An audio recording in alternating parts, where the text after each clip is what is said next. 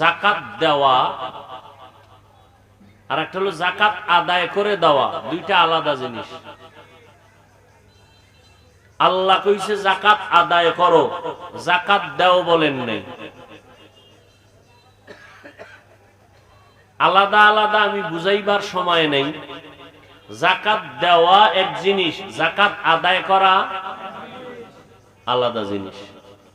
Number 2, যাকাত দিবে ধনী। কাকে দিবে বলেন? এখানে আরেক কথা, গরিবদের বেলায় গরিবের দেওয়া এক জিনিস, হক আদায় করা আলাদা জিনিস। যেমন আপনি একটা কাপড় দিলেন, 250 গ্রাম চিনি, আধা কেজি সেমাই দিলেন, এটা আপনি একটা কিছু দিলেন, গরিবের হক আদায় করেন না, আপনার হক আদায় করছেন, গরিবেরটা না। গরিবের হক আদায় করবেন কেমনে? তোমার ঘরে সদস্য আছে কতজন, লিস্টি দাও। ইফতারি সাহারিতে কি লাগবে, চাল ডাল বুট কতটুকু লাগবে, 1 মাসের বাজার সব নিয়ে যাও। ঈদের জামা কাপড় কি পরিমাণ লাগবে নাও, 50-1 লাখ টাকা লাগবে, দিয়ে দিলাম, তুমি পুরা রোজা ঠান্ডা মাথায় খাও আর দোয়া করো। এগুলো হক আদায় করা। কলিজা ভেঙ্গে দোয়া আসবে, ও আর কারোর কাছে গিয়ে হাত বিছাবে না, কিছু দাও। এগুলো হক আদায় করা। আর এমনি দেওয়া, এটা দেওয়া। নাম্বার 3, যাকাত দেওয়া গরিবের উপরে দয়া নয়। যাকাত দেওয়া গরিবের উপরে কি না, দয়া না, বরং ধনী তার দায়িত্ব পালন করছে। প্রত্যেকটা গরিবের কাছে ধনীরা ঋণী। 100 টাকায় 2.5 টাকার মালিক গরিব,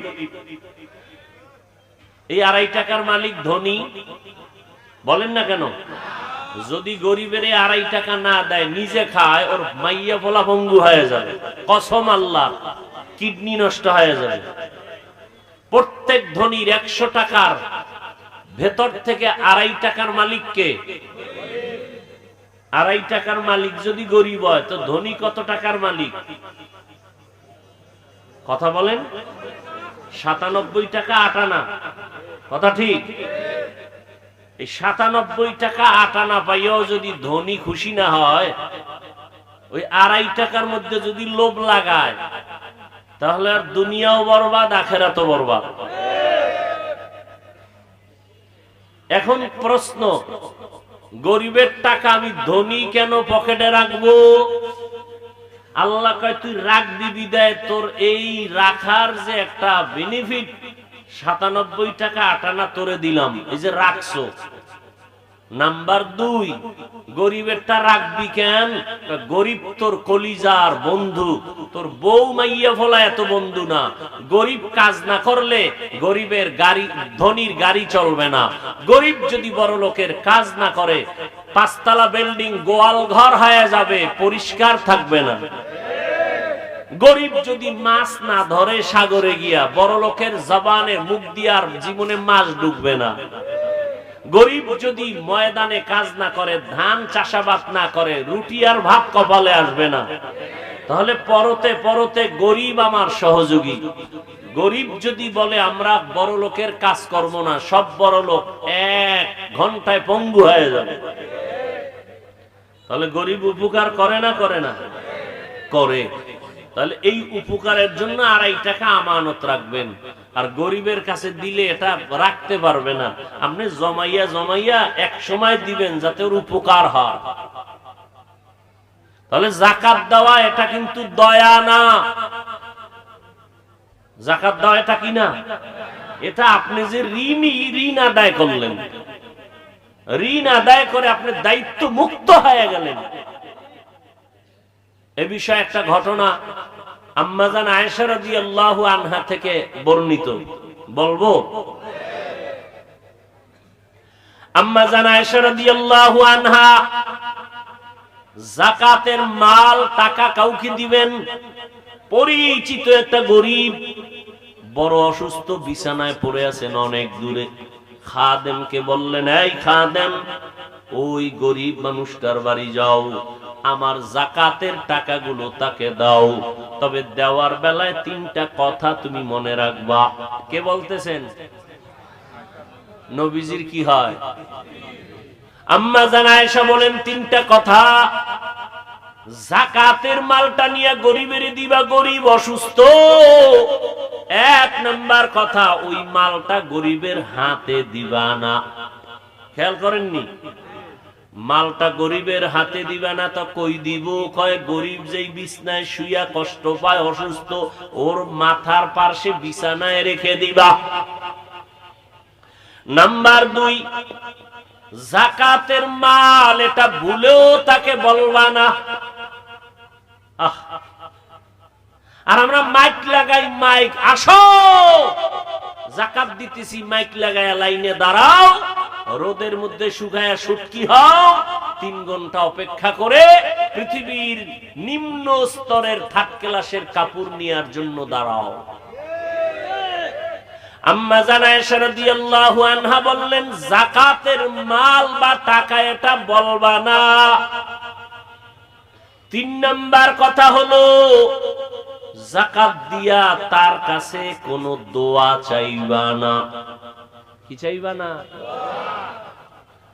খাদেম আম্মা জান আয়েশা রাদিয়াল্লাহু আনহা যাকাতের মালটা নিয়া আম্মা জানের কথা মতো মাথার কিনারায় রাখলেন, হাতে দেন নাই, দিয়া চলে আসলেন।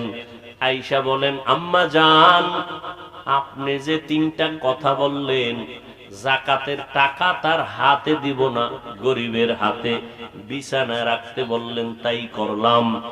দোয়াও চাই নাই, যাকাতের টাকা তাও বলি নাই। তবে আমি জানতে চাই এর রহস্যটা কি? আপনি তার হাতে দিতে নিষেধ করলেন কেন?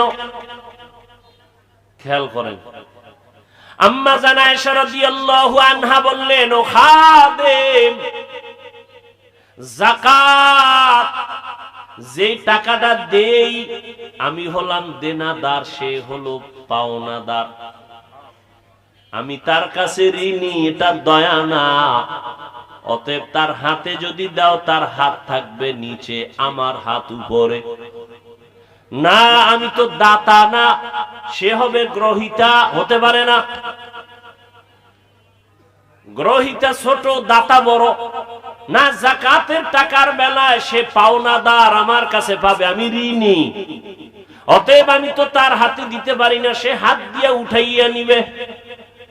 সে কেন ভিক্ষুকের মতো হাত দুর্বল করে হাত বিছাবে? না, হতে পারে না। কারণ সে তো আমার কাছে ভিক্ষুক না, ছোট না, বরং আমি তার কাছে ঋণী, ঋণের টাকা দিলাম, সে পাওনাদার, তার অধিকার বেশি। অতএব তার হাতের মধ্যে দিলে ছোট মনে হবে, এটা তার কাছে দিয়া দাও, সে হাত দিয়ে উঠায় নিবে। নাম্বার 2, যাকাতের কথা বলা যাবে না, কষ্ট আসতে পারে অন্তরে। 3 নাম্বার, দোয়া চাইবা না। দয়া করলে দোয়া চাওয়া যায়, যাকাত দেওয়া তো দয়া না। যাকাত দেওয়া দয়া। এই বয়ান কোন খতিব যদি মসজিদে করে, ওর চাকরি শেষ সূর্য ডোবার আগে। ভাইরা আমার, ভালো করে বুঝেন। আম্মা জান আয়েশা বললেন, যাকাতের বিনিময়ে দোয়া চাওয়া যাবে না, এটা তো দয়া না। আমি যদি দয়া করতাম তো দোয়া চাইতাম, এটা তো দোয়া চাওয়ার কোনো দয়া করি নাই। আমার হক আমি আদায় করে দিলাম, আর তার পাওনাটা আমি পরিশোধ করে দিলাম। এই জন্য নবী বলেন, ও গরিব সুসংবাদ নাও। নবী দোয়া করেন, আল্লাহ গরিবী হালাতে আমাকে বাঁচাইয়া রাখিও, গরিবী হালাতে আমাকে মরণ দিও, গরিবদের সাথে আমাকে হাসরের মাঠে উঠাইও। আল্লাহর নবী বলেন, ও গরিব, ধনী লোকের 500 বছর আগে গরিব তুমি জান্নাতে যাইবা। কোন গরিব? যে রোজা রাখে না। হ্যাঁ ভাইরা আমার, রোজার সাধনা দিয়ে 11 মাস টাইট করো। রোজা দিয়া তুমি বাকি 11 মাস সুন্দরভাবে সীমাবদ্ধতার ভেতরে নিয়ে আসো। এরে নবীর আশিক, রমাজানের সাধনা দিয়ে 11 মাস সাধনার আওতায় নিয়ে আসো। বলে কেমনে? এক নাম্বার, রোজা রাইখা টের পাইছনি ইফতারির বাকি আছে আধা ঘন্টা, খানা সামনে রেডি, পেটের ভেতরও ক্ষুধা, পানির পিপাসায় কলিজা ছটফট করে। একজনের যদি বলি ভাইজান দরওয়াজা জানালা বন্ধ করে তুমি 2 লিটার পানি আলাদা একা একা পান করো, কেউ দেখবে না, করবেনি। কার ভয়? আল্লাহর ভয়। এই সবকটা 11 মাসে আদায় কর। পেটের ভেতরে প্রচন্ড ক্ষুধা, পানির পিপাসায় কলিজা ছটফট করতেছে রে মুমিন, সামনেও খানা রেডি, পানিও রেডি। এমন এক হালাত, ইফতারির প্যান্ডেলে বইয়া মনে হয় যেন 10 জনারে প্লেটে যা দিছে মাথা গরমে তো আমার একারই লাগবে। মনে মনে কর 2-1টা যদি উঠা যাইতে যে না খামু না, তো 2 প্লেট আমি ভাইতাম, আমার একা লাগবে। কিন্তু আমার মালিকের কুদরত, বিসমিল্লাহ বলে শরবতের গ্লাসটা যখন টান দিছে, নিজের প্লেটের খানা শেষ করারও ক্ষুধা আর থাকে না। ঠিক নি? তোর কি পরিমাণ ক্ষুধা, কি পরিমাণ পানির পিপাসা, সামনে খানাও রেডি, পানিও রেডি, খায় না কেন? খানা হারাম। এ খানা যে সামনে রেডি, এটা হারাম না হালাল? ক্ষুধা আছে না নাই? পিপাসা আছে না নাই? সামনে পানি খানা আছে না নাই? খায় না কেন? কার ভয়? আল্লাহর ভয়ে। তুমি যেমন রোজাদার, ক্ষুধা আছে, পিপাসা আছে, খানাও আছে, খাও নাই কেন? আল্লাহর বিধানে নিষেধ। এই সবক 11 মাস আদায় করো। হালাল খানা পাইও ক্ষুধা ছিল, খাই না কেন? আল্লাহ নিষেধ করেছেন। 11 মাসে হারাম খাই কেমনে? এর নাম সাধনা, এর নাম সিয়াম সাধনা। হালাল খানাটাও খাইলাম না ক্ষুধা থাকা সত্ত্বেও আল্লাহর ভয়। বাকি 11 মাসে হারাম কেমনে খাবো? এই সবক যদি আদায় করে আমার সমাজের ভিতরে কোনো সন্ত্রাসী চলবে না, আমার সমাজে দুর্নীতি থাকবে না, জুলুম থাকবে না। রোজায় কি শিখায় আর আমরা শিখি কি? রোজার ভিতরে দুর্নীতি, ফরের উভয় কি? রোজার ভিতরে দুর্নীতি নাই? ভাইরা আমার, বড় কঠিন হালাত। রমজান থেকে আর এক সাধনা 11 মাসে করবেন, সেটা হলো সারাদিন বড় লোকেরা রোজা রাইখা দেখো পেটে কেমন ক্ষুধা, কেমন কেমন যেন একটু কষ্ট কষ্ট ভাব। একদিনের রোজায় কেমন ক্ষুধার কষ্ট একটু চিন্তা করো। গরিবেরা 12 মাস কেমনে কষ্ট পায়, গরিবেরা কেমন কষ্ট পায়। বড় লোকেরা ইফতারি খায়, খাইতে পারে অল্প, 10 আইটেম নিয়ে ফালায় দেয়। আর কত গরিব একটা ভালো খেজুর পায় না রোজার মাস, ভালো একটু শরবত খেতে পারে না, কত কষ্টে জীবন কাটায়। এরপরও আমার মাওলারে ভুলে না, মাওলার কাছে কান্না করে, হে মালিক আমার সন্তানের সামনে তুমি লজ্জা দিও না রে আল্লাহ। ঈদের দিন জামা কাপড় লাগে না, তারপরও লাগে 5টা, কিনছে 10টা। আর গরিবের এক সেট জামাও নাই, কিনার মতো টাকাও নাই। কয়েক বছর আগে ঢাকার শহরে নদীর মাঝে, ব্রিজের মাঝখানে দাঁড়া একটা বাবা সন্তানের নদীর মধ্যে ফেলে দিল, জামা কাপড় দিতে পারে না এই লজ্জায়। কত গরিবের চোখে পানি। ঈদের বাজার কেমনে করবে? নিজে না থাক, স্ত্রীর দরকার নাই, সন্তানের কি দিব? দেখছেন নি কারবার? এ ভাই দেখেন তো, যারা যাকাত দেয় বউরে কাপড় দেয়, স্বামীরে দেয়, ঠিক নি? কথা কন না কেন? তো স্বামীর কাপড় না হইলেও চলে, বউরও লাগে না, লাগে বাচ্চা। ঈদের আনন্দ আমগো থেকে বাচ্চারা, কথা ঠিক না? আমাকে বলেন তো সারা বাংলাদেশে কয়জন আল্লাহর বান্দা খুঁজে পাবেন যে না আজকে আমি প্রতি বছর তো স্বামী বউরে দেই, এই রমজানে ওদের বাচ্চা হিসাব করে 5টা বাচ্চার 5টা সেট কাপড় দেই, মাইয়া আছে 2টা ওর জামা কাপড় দেই, বাচ্চা ছেলে আছে 2-3টা ওর জামা কাপড় দিয়ে দিই ঈদের বাজার। কয়জন পাবেন সারা বাংলাদেশ ঘুরেন তো। এই চিন্তাও তো মাথায় নাই, এই চিন্তাও মাথায় নাই। অথচ স্বামী কাপড় পায় কিন্তু অন্তরে দুঃখ, বাচ্চারে কি দিব, ঠিক নেই। স্ত্রী একটা শাড়ি পাইছে কিন্তু অন্তর শান্তি নাই, বাচ্চারে কই দিমু, টাকা পামু কই। বুঝেননি? বুঝেন? আফসোস, বড় আফসোস। কারে বুঝামু, কে বুঝবে? বুঝার মানুষ নাই, বুঝানোর মানুষ নাই, বরং সমালোচনা করার মানুষের অভাব নাই। ভাইরা আমার, মা বাবায় না খাইয়া থাকলেও কষ্ট নাই, বাচ্চা যদি খেয়ে খুশি থাকে। আমি প্রায় সময় একটা ঘটনা শুনাই। আল্লাহর এক বান্দা বড় গরিব, রোজা রাখছে, নফল রোজা, সন্তানেরাও রাখছে। অনেক বড় লোক আছে নিজেও রোজা মাঝে মাঝে রাখে, বড় সন্তান 30 বছর বয়স রোজা রাখে না। আম্মা জান যদি কয় রোজা রাখো, বাবা কয় চেহারা নষ্ট হয়ে যাবে। ওই আব্বা জানের জিজ্ঞাসা করি, ও বাবা, তোমার সন্তান রোজা রাখলে চেহারা নষ্ট হবে, এই জন্য রোজা রাখাও নাই। আজকে সারা রাত্র দরওয়াজা জানালা বন্ধ করে যে মোবাইল চালাইয়া চেহারা নষ্ট করছে, বলো এই চেহারা কোন মেডিসিন দিয়ে ভালো করবা? ওই বাবার খবর নাই, মোবাইল দিয়ে আবার আনন্দ করে। ছেলে পরীক্ষা ভালো নাম্বার পাইছে, হুজুর দোয়া করবেন, পুরস্কার দিছি। কি কয় মোবাইল? ছেলেরে দিছে মাইয়া খা, মাইয়ারে আরো 1.5 মাস আগে দিছি। খুব আনন্দ মাইয়া বলারে মোবাইল দিয়া। বাবা মা 1.5 মাস পরে কানতে আর কয় হুজুর একটা তাবিজ দেন। কি কয়? মাইয়া হিজরত করছে। আছে না নাই? আমি বানায় বলতেছি, এই আকাম নাই, কোন ঘর আসেনি।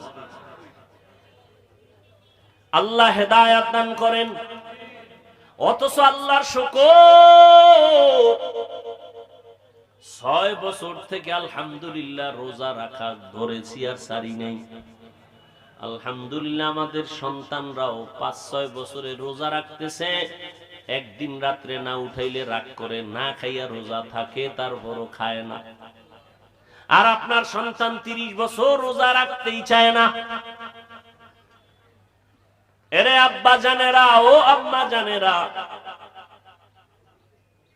ভালো করে বুঝেন, ওই আল্লাহর বান্দা নিজেও রোজাদার, স্ত্রীও রোজাদার, গরিব মানুষ বাচ্চাগুলো রোজা রাখলো। সারাদিন রোজা রাখার পর বিকেল বেলা পেরেশান হয়ে গেল, আমার বাচ্চাগুলো ইফতারির কোনো আয়োজন নাই।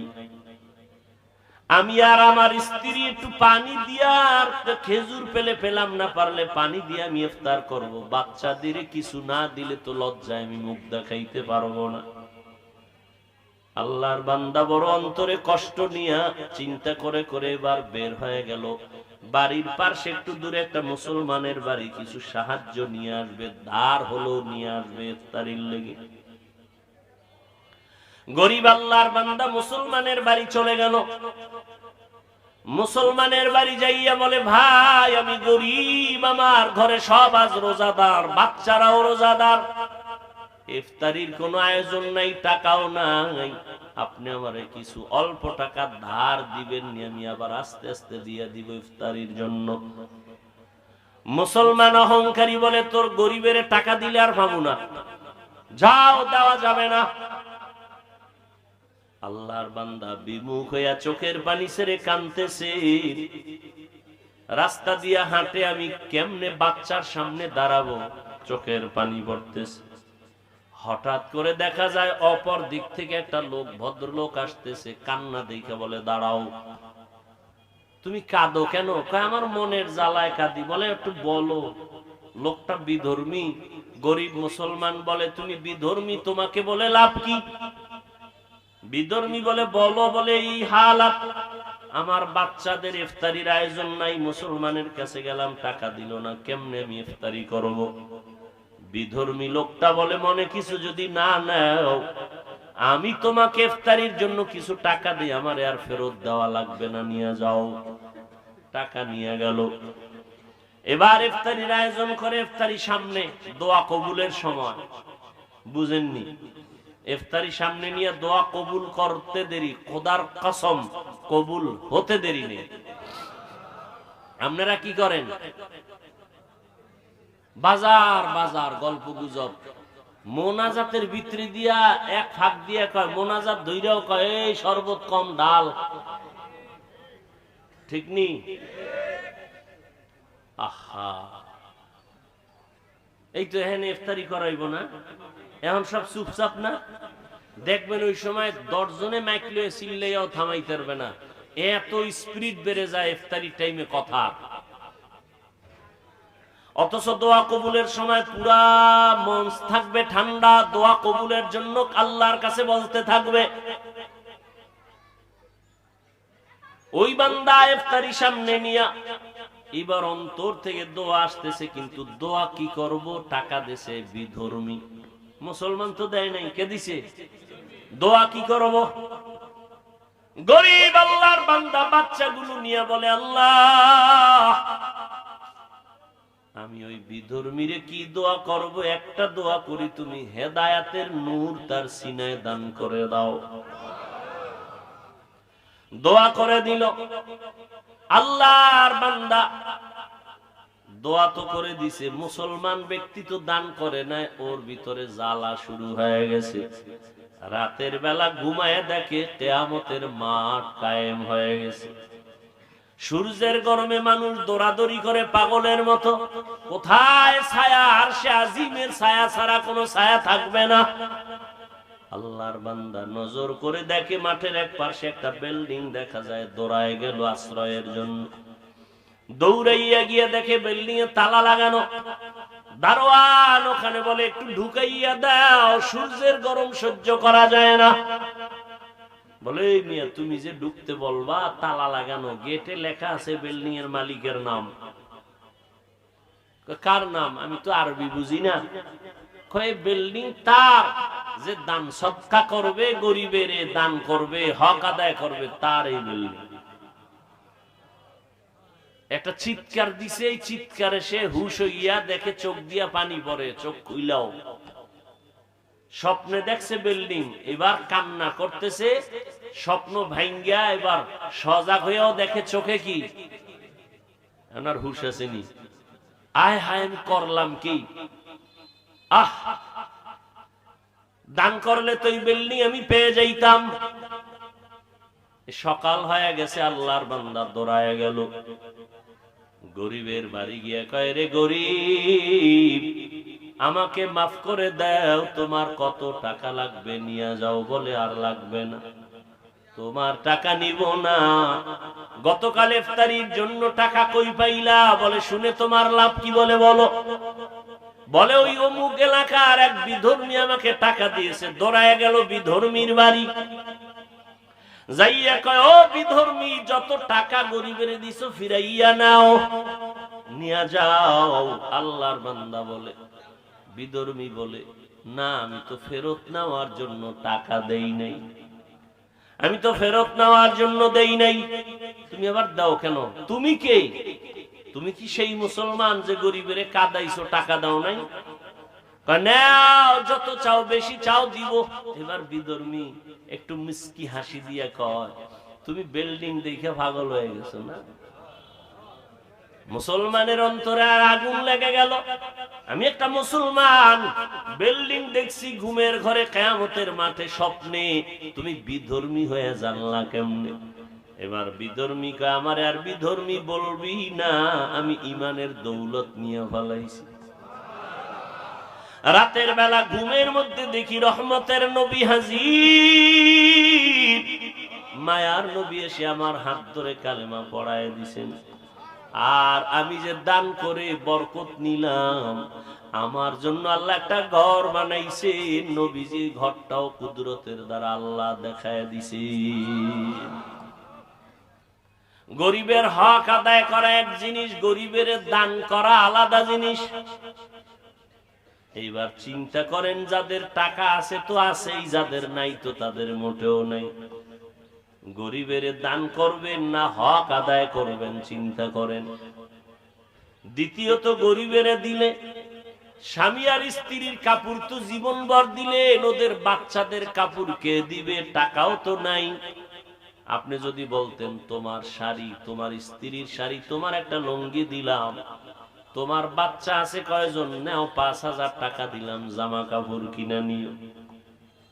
আসেনি এরম দরদি কেউ? আর কয়জনারে দিলাম? গরিবরাও যে পাওয়ারওয়ালা, দিতে গিয়ে হের বাড়িঘর ভেঙে লাগে পারে না, বাড়ি ভেঙে চুরে নিয়ে আসে। ধৈর্য বলতে কিছুই নেই। রোজার হক আদায় করো, রোজা রাইখা ক্ষুধা নিবারণের যে একটা চিন্তা, গরিবের এই ক্ষুধা নিবারণের চিন্তা করো। 11 মাস রমাজানের সাধনা, রমাজানের সারা দিনের সাধনা, রোজার মাধ্যমে আমি গুনাহমুক্ত হব, আল্লাহকে রাজি করব। রাতের বড় আমল তারাবির নামাজ। কয় রাকাত? জোরে বলেন। 20 রাকাত তারাবি। কম পড়ার কোন সুযোগ নেই, খবরদার, কোন সুযোগ নেই।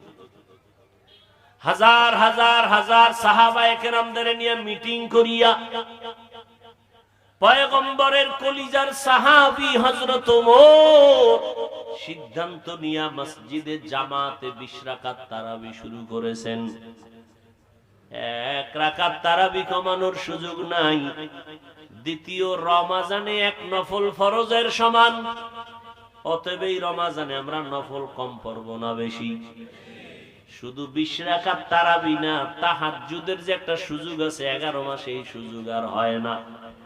সাহারি খাওয়ার পুরা টাইম তাহাজ্জুদের টাইম। বাঙালি খাইতে খাইতে আজান ঠেকায়, তাহাজ্জুদ পড়ে না।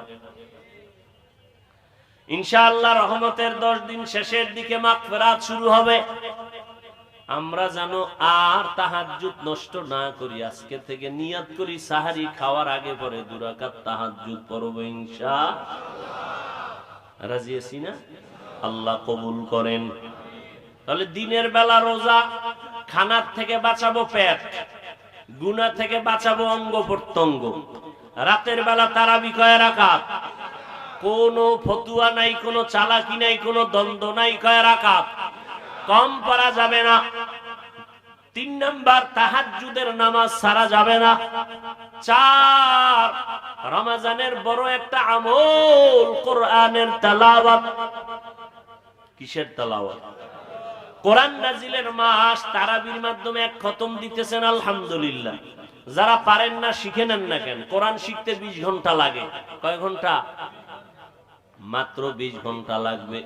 এক দিন 1 ঘন্টা করে দেন, তারাবির পরে না হয় সাহারি খেয়ে ফজরের পরে 1 ঘন্টা দেন। 20 দিনে কোরআন শিখে ফেলবেন ইনশাআল্লাহ। অজুহাত দিয়া আল্লাহর কাছে বাঁচতে পারবেন না। কোরআনটা শিখে নেন, সন্তানের শিখানোর ব্যবস্থা করেন। যারা একেবারে পারেন না চেষ্টা করেন, মাঝে মাঝে কোরআন খুলে একটু আঙ্গুল টানেন, দেখেন, বুকে লাগান, আল্লাহরে বলেন, আল্লাহ কোরআনের বয়ান শুনি কলিজা ঠান্ডা হয়, এই কোরআনের নূর সিনায় দান করো। চেষ্টা করেন। কপাল পুরছে, ঘরের মধ্যে কোরআন 20 বছর, একদিন খুইলা দেখলেন না ভিতরটা কেমন। কোরআনটা মাঝে মাঝে খুলেন, পারেন না তারপরে দেখেন, দেখলেও সওয়াব আছে। আর হাঁটতে চলতে উঠতে বসতে জবানে দোয়া পড়বেন। রহমতের 10 দিনের দোয়া, ইয়া আরহামার রাহিমিন। মাগফিরাত শুরু হয়ে যাবে, মাগফিরাতের দোয়া, আস্তাগফিরুল্লাহ। নাজাতের 10 দিন আসবে, সেখানে দোয়া, আল্লাহুম্মা আজিরনি মিনান। যদি এগুলো না পারেন, কোরআন শরীফের একটা সহজ দোয়া সবাই জানেন, এইটা পড়লে 3টার হক এটার মধ্যে ঢুকানো। রহমত, নাজাত, মাগফিরাত সব আছে। দোয়াটাও সবাই পারেন, কপাল খারাপ পড়েন না, সবাই পারেন। এই দোয়াটা আজকে থেকে চালু করবো ইনশাআল্লাহ। কি পড়বেন নি? রব্বানা আতিনা ফিদ দুনিয়া হাসানাহ ওয়া ফিল আখিরাতি হাসানাহ ওয়া কিনা আযাবান নার। এটা পারেন না? রহমতের 10 দিন, মাগফিরাতের 10 দিন, নাজাতের 10 দিন সব এই দোয়ার মধ্যে শামিল। এই দোয়াটা নিজেরাও পড়বেন, ঘরের মহিলারাও পারে। আজকে বাসায় গিয়ে তাদেরও এটা বলবেন, তারা পড়বে। আপনি বলার দ্বারা যদি তারা পড়ে, তাদের একটা সওয়াব আপনি পেয়ে যাবেন। বাসায় গিয়ে ইনশাআল্লাহ আমলটার কথা বলবেন তো। আর ইফতারির আগে দোয়া কবুল হয়, কথা বলবেন না দোয়া করবেন ইনশাআল্লাহ। আল্লাহ সবাইকে তৌফিক দান করেন, রোজার মাধ্যমে তাকওয়া অর্জন করার তৌফিক দান করেন। আপনাদের প্রিয় মানুষ, বাংলাদেশের লাখো কোটি আলেম ওলামা, যুবক মুসলমানদের প্রাণের স্পন্দন হযরত মাওলানা নাসির উদ্দিন যুক্তিবাদী দামাত বারাকাতুহুম, তিনি বয়ান করবেন। আপনারা তার বয়ান শুনবেন ইনশাআল্লাহ। এরপরে দোয়া হবে, দোয়া করে যাবেন। অনুরোধ একটাই করে গেলাম, ইফতারির টাইমে আপনারা কথা বলবেন না, মনে মনে আল্লাহর কাছে অন্তর খুলে ছেলের জন্য, মেয়ের জন্য, ব্যবসার জন্য, চাকরির জন্য আল্লাহর কাছে দোয়া করবেন। আল্লাহ আমাদের সবাইকে কবুল করেন। সুবহানাল্লাহি ওয়া বিহামদিহি, সুবহানাকাল্লাহুম্মা